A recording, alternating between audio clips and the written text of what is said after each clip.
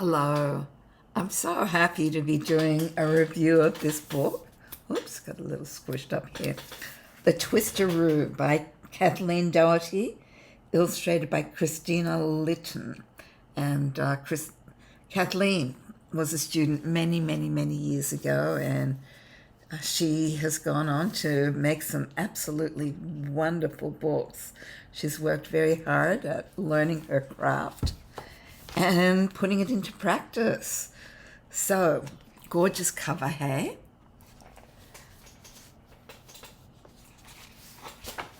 I love the illustrations in this book. Wonderful end sheets.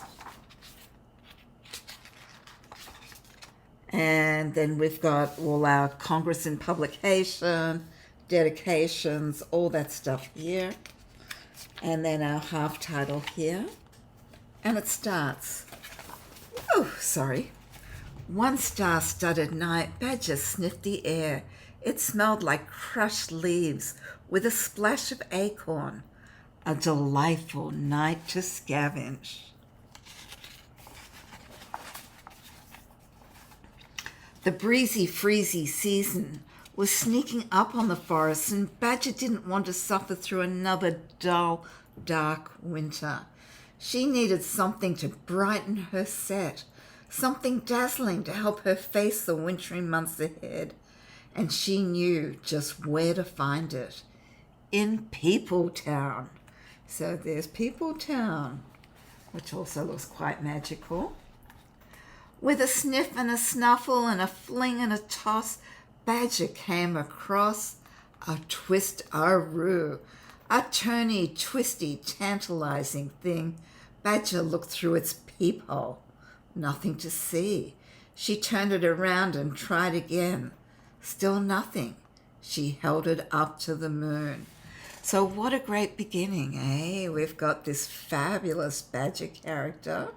And part of the reason it's so wonderful is that there's not a ton of books starring badgers.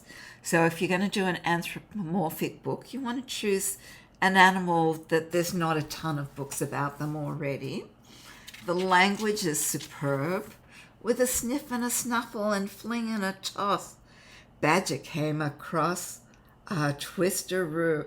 And so, of course, we want to know what is a Twist-a-Roo. And that creates this fantastic page turn.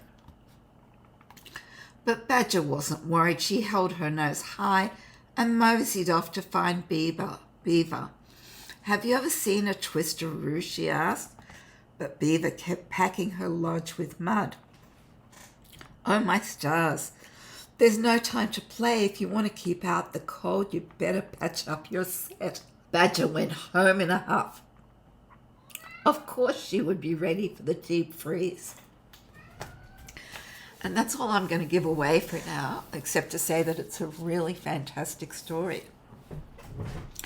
On the back it says, a modern spin on the ant and the grasshopper. This warm-spirited woodland tale celebrates the power of community and coming together to share in times of need. So yes, this absolutely is a really creative retelling of the ant and the grasshopper, but it's also a creative retelling of Leo Leone's Frederick. Now, I don't know if Kathleen has seen that or knows that, but it's definitely, plugging into the collective unconscious, if she has it. And Frederick is also a wonderful book, and I love it to bits. Anything by Leo Leone is going to be great. But I also can say anything by Kathleen Doherty is also going to be great, because she's just really mastered her language, her sense of page turns. I mean, brevity. Here's the beginning. One star-studded night. Badger sniffed the air. It smelled like crushed leaves with a splash of acorn. A delightful night to scavenge. So it totally situates the story very briefly. It introduces this wonderful character with a great sense of smell. and it's in a woodland setting, and it's using so many of our senses. So it's just gorgeous.